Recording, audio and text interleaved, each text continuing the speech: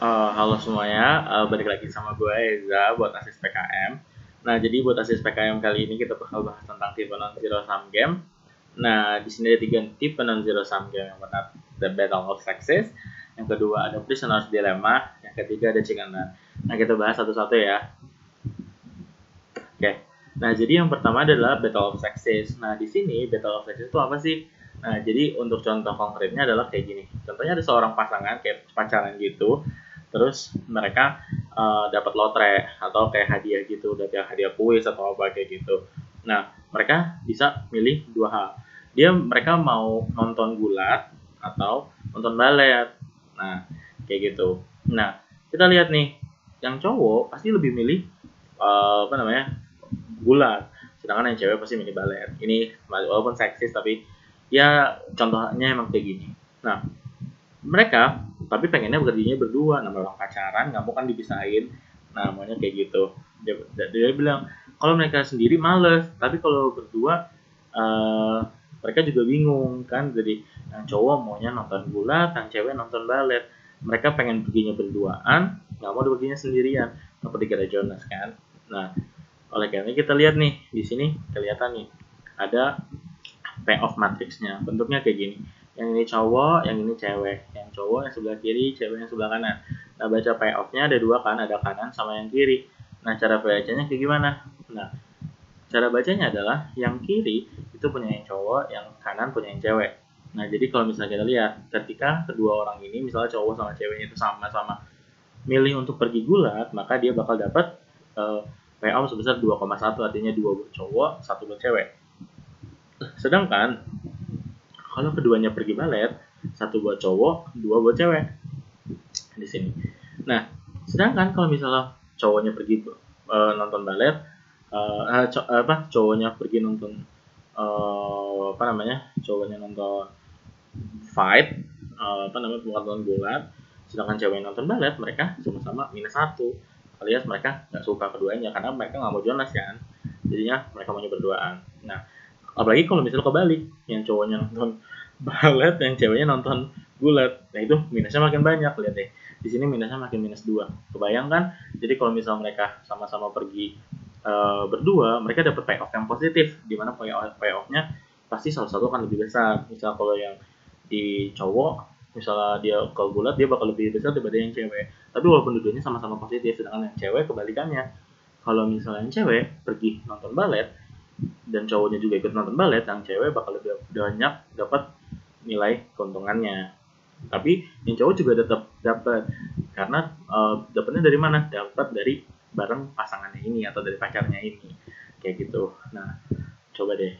Nah, sekarang kita cobain pakai strategi-strategi yang kayak biasa. Kita coba nih, coba misalnya cowoknya, kita kan sekali lagi kita balik, kalau kita mau mikirin cowok, kita mau jadi cowok, kita harus mikirin si ceweknya itu mau kayak gimana. Oke, nah contohnya kayak gitu. Oleh karena itu kita coba lihat yang pertama, kita lihat kolomnya cewek yang fight. Kalau ceweknya fight, nonton fight, kita milih mana? 2 atau -2? Dan cowok kan bakal ngeliat yang payoff yang depan. Ya udah, kita bakal milih yang 2 kan. Nah, makanya dia bakal milih fight. Sedangkan yang balet, dia bakal milih apa? Cowok yang mana? Cowok bakal milih -1 atau 1? 1 kan. Maka dari itu mereka nggak punya si cowok nggak punya dominan strategi. Kalau si ceweknya minta fight, ya udah dia bakal ikut fight. Tapi kalau cowoknya minta balet, dia bakal milih balet. Kayak gitu. Sekarang kita balik dari sisi cowok. Dari sisi cewek. Si cewek, kalau misalnya cowoknya fight, milih mana? 1 atau -1? 1 ya. Jadi dia bakal milih lebih mending nonton gulat gitu. Sedangkan yang cewek, salah balik, kalau yang cowok nontonnya balet, kita lihat -2 atau 1, -2 atau 2. Jadi dia bakal milih yang mana? Yang 2 lah. Pasti milih 2. Jadi dua-duanya nggak punya dominan strategi. Si cewek dan si cowok terserah dia mau yang ini, mau sama-sama nonton fight atau sama-sama nonton balet. Jadi tidak bisa bilang kalau misalnya mereka punya 2 titik equilibrium, di mana titik yang pertama itu adalah si fight sama-sama nonton fight atau sama-sama nonton balet. Nah, tapi untuk menentukan mana yang keputusan yang akan diambil itu adalah dengan adanya komunikasi, kayak gitu. Nah, kita lihat di sini kita ngomongin tentang komunikasi dalam Battle of Texas. Jadi karena tadi kita udah bilang kita udah punya nih dua buah equilibrium, mana yang akan dipilih itu akan tergantung sama komunikasi yang dilakukan oleh kedua pihak tersebut. Komunikasi itu bisa menciptakan salah satu konstituen akhirnya mereka bakal kemana. Nah, dia bilang each player sees an equilibrium position which beneficial to him or her. Jadi dia punya dua sama-sama equilibrium akan meningkatkan salah satu, tapi mereka harus memilih salah satu dengan cara mereka harus kooperatif. Kalau mereka nggak kooperatif ya udah mereka pergi sendiri kayak gitu. Nah, komunikasi di antara kedua pemainnya akan menciptakan sebuah hasil yang mutually satisfactory atau sama-sama memuaskan. Nah, kita masuk yang kedua nih. Yang kedua namanya prisoner's dilemma. Kalau namanya prisoner's dilemma di sini kita bisa ngelihatnya, contohnya adalah kayak gini. Ada dua orang penjahat, dua-duanya jahat, contohnya begal gitu. Dua-duanya begal. Mereka ditangkap sama polisi, mereka dipisahin untuk ngakuin mereka bener ngebegal orang apa enggak. Tapi mereka nggak tahu sama sekali gimana, mereka nggak tahu sama sekali yang temannya itu bakal ngomong apa. Jadi mereka ditawarin pilihan gini, kalau dua-duanya nggak ada yang ngaku, mereka bakal masuk penjara setahun. Lihat, dua-duanya ngaku, dua-duanya nggak ngaku. Kalau dua-duanya nggak ngaku, not confess, mereka akan sama-sama di penjara setahun. Oke, gitu. Tapi kalau misalnya salah satu dari mereka ngaku dan satunya lagi nggak ngaku, maka yang akan mendapat lebih banyak penjaranya adalah mereka yang nggak ngaku. Oke nggak? Jadi kalau misalnya gua sama temen gua, kita sama-sama lagi di wawancara polisi, gue ngaku kalau gue berbuat kejahatan, sedangkan teman gue di ruangan lain nggak ngaku. Tapi karena gue ngaku dan polisi juga punya bukti, maka yang akan dikenakan penjara lebih lama adalah teman gue karena dia punya dosa yang lebih, dimana dia nggak ngaku dan gue ngaku. Jadi gue bakal dapat yang lebih sedikit. Makanya kalau kita lihat payoff-nya, kalau di sini nih, kalau yang si tahanan satunya itu ngaku dan sedangkan yang dua nggak ngaku, maka yang satu dibebasin, yang kedua bakal dapat penjara 20 tahun. Sedangkan kalau yang misalnya yang kebalik, kalau yang tahanan satu nggak ngaku, yang kedua ngaku, maka si satu yang nggak ngaku ini bakal dipenjara 20 tahun dan si dua ini yang ngaku bakal dibebaskan. Sedangkan kalau keduanya sama-sama ngaku, maka mereka akan mendapatkan penjara 5 tahun, sama-sama dapat 5 tahun gitu. Nah, sekarang kita lihat payoff-nya. Kayak tadi kita cek dari peristiwa tahanan yang pertama. Kalau tahanan pertama nih kita lihat, tahanan pertama kita consider dari tahanan yang kedua. Kalau tahanan kedua melakukan pengakuan, kita lihat payoff-nya 5 atau 20, mendingan di penjara 5 tahun atau 20 tahun. 5 tahun, kecuali emang pengen suka di penjara ya. Tapi kalau misalnya nggak suka ya pasti 5 tahun pengen. Secara normal sih pengennya 5 tahun. Terus sekarang kita lihat kalau misalnya si tahanan yang kedua dia nggak ngakuin, mendingan kita dapat 0, kita dibebasin atau dipenjara. Ya pasti dibebasin. Oleh karena itu si tahanan satu pasti punya dominan strategi untuk confess atau mengakui. Kita cek dari tahanan 2. Tahanan 2 kita cek lagi.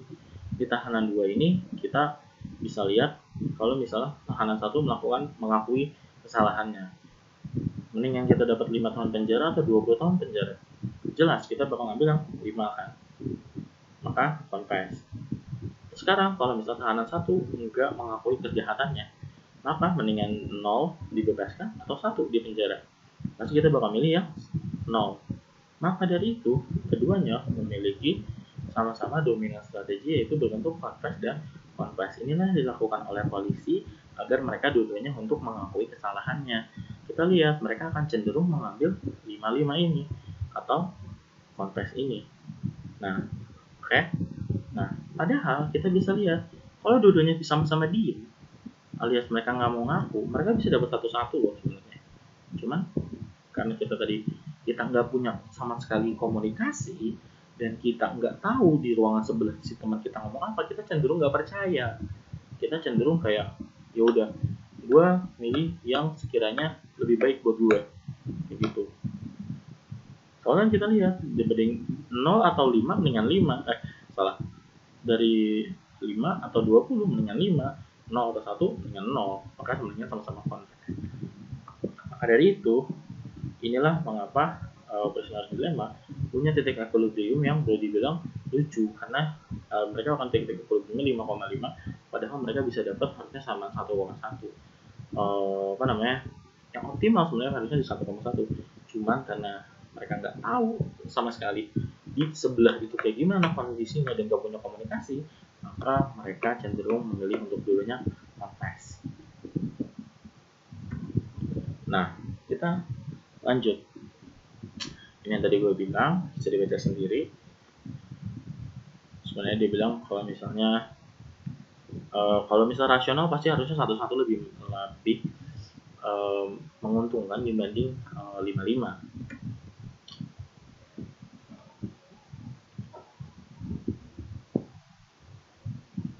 Ya ini kalau misalnya mereka bisa dapat should enter a binding path before the exit will not confess it. Kecuali mereka nih punya suatu fakta di mana mereka nggak mau confess dua-duanya, pasti mereka bakal dapat 1,1. Tadi payoff yang 1-1. Kalau misalnya sebelum mereka di penjara mereka udah bilang kalau kita ketangkep pokoknya kita jangan ada yang ngaku, nah pasti mereka dapat 1. Tapi misalnya belum tentu, mereka udah bikin perjanjian kayak gini. Oke. Nah yang terakhir nih namanya chicken run. Chicken run itu contohnya kayak gini. Misalnya ada dua mobil yang sama-sama berhadapan di jalan sempit, contohnya di gang di Jakarta. Gang di Jakarta itu sempit banget kan. Nah, contohnya kayak gitu. Nah, mereka punya dua opsi, yaitu swerve. Gue nggak tahu bisa cara bacanya gimana, atau go ahead. Kita cari. Bentar ya. Swerve. Apa itu swerve? Malah toko makanan, bentar ya. Maaf ya nih kagak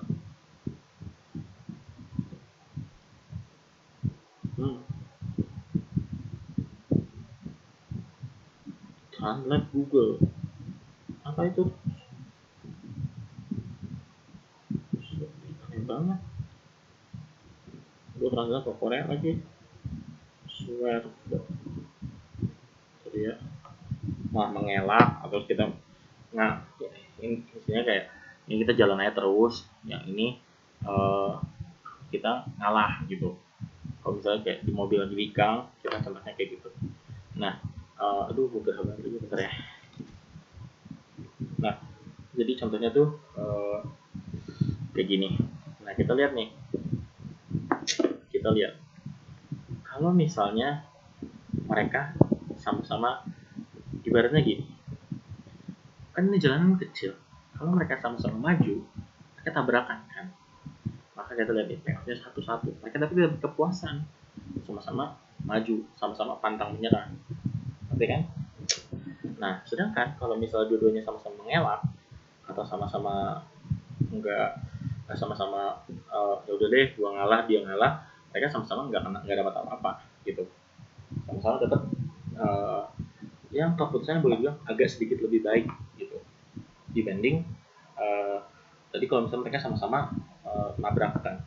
Nah sekarang ini yang salah satunya, kalau yang salah satunya itu tetap maju, yang satu yang minggir, tadi kan yang satu dapat kepuasan karena dia menang, artian lo cemen gitu. Sedangkan kalau yang satu ya dia walaupun dia cemen tapi dia dapat keuntungan, mobil dia nggak kenapa-napa gitu. Sedangkan makanya kita lihat nih kalau bisa di pay off, bentuknya yang satu bakal dapat 2, itu dapat 4, yang 4 tuh yang menang, yang gue lanjut terus, yang satu ngalah 2 karena dia tetap dapat yang namanya mobilnya nggak kenapa-napa. Sedangkan yang 4 karena dia dapat mobil nggak kenapa-napa plus dia dapat kayak semacam kebanggaan lah, gue lanjut terus nih, lo kalah sama gue, lo cemen kayak gitu. Makanya payoffnya antara 24 atau 42. Nah Sekarang kita lihat, kita coba lagi ya tadi mainan. Kita lihat sih kalau player 1 gimana, player 2 kayak gimana. Nah, kita lihat kalau misal player 1 player 1 kita mau tentukan dari player 2. Kalau misalnya player 2 itu belok atau mengelak, mendingan kita dapat mana? 3 atau 4? Kita mending dapat 4, kita mendingan dapat go ahead. Ya kalau dia ngalah mendingan kita lanjut gitu. Sedangkan kalau misalnya dia lanjut, mending kita ngalah atau kita mending kita ngalah atau kita lanjut. Ya, tapi mendingan kita ngalah lah. Karena kalau kita ngalah kita dapat 2. Tapi kalau misalnya kita lanjut, kita dapat 1. Nah, jadi mereka nggak punya dominan strategi di sini untuk si player 1. Sedang kita lanjut ke player 2 di pemain yang kedua. Di pemain 2 kita lihat kalau misalnya player 1-nya itu mengelak, dengan mana? Dengan go ahead karena dapat 4 dibanding 3. Sedangkan kalau misalnya player 1 itu go ahead, mendingan kita dapat 2 atau 1? Mending dapat 2. Mendingan kita ngalah aja. Yang penting mobil kita nggak kenapa-napa. Kayak gitu. Nah, oleh karena itu di sini juga dua-duanya nggak punya namanya dominan strategi. Jadinya dua-duanya tergantung banget. Mereka pengennya sama-sama apa? Sama-sama kalau yang satu pengennya, kalau yang satu itu mengelak, yang satu pengennya go ahead. Kalau yang satu go ahead, satu pengennya mengelak. Tapi kita lagi-lagi di sini kita nggak tahu nantinya apa yang akan terjadi. Oke. Nah, kita baca. Each player can only obtain most preferred outcome 42 atau 24. Tapi mereka punya risiko, mereka bisa dapat yang namanya satu-satu. Gue pengen lanjut, gue juga pengen lanjut. Nabrakan dia dapat satu. Kayak gitu. Nah, misalnya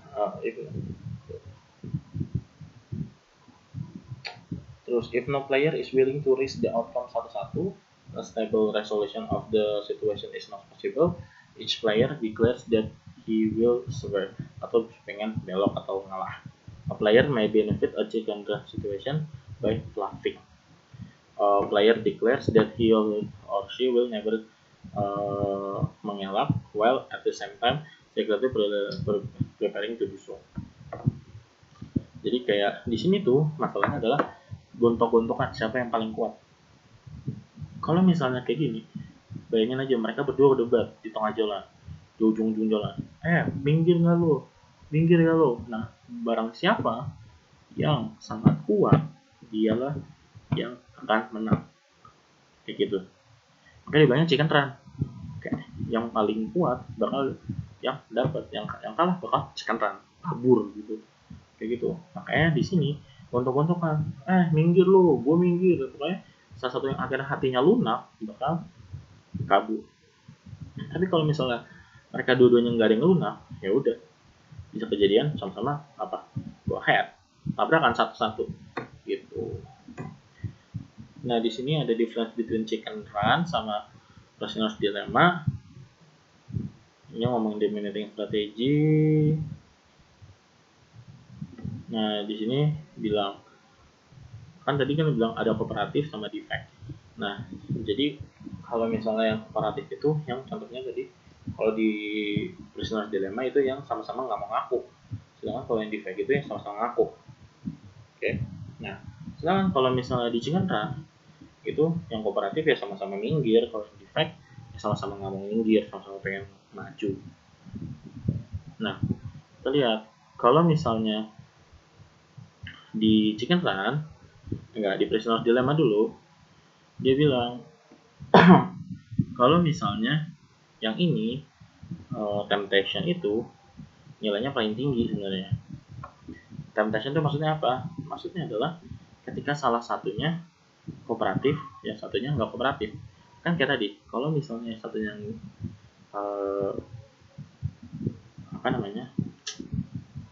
ngaku. Oh, ini berarti kebalik nih. Kalau kooperatif berarti yang ngaku. Kalau nggak kooperatif berarti yang nggak ngaku. Yang defect tuh nggak ngaku.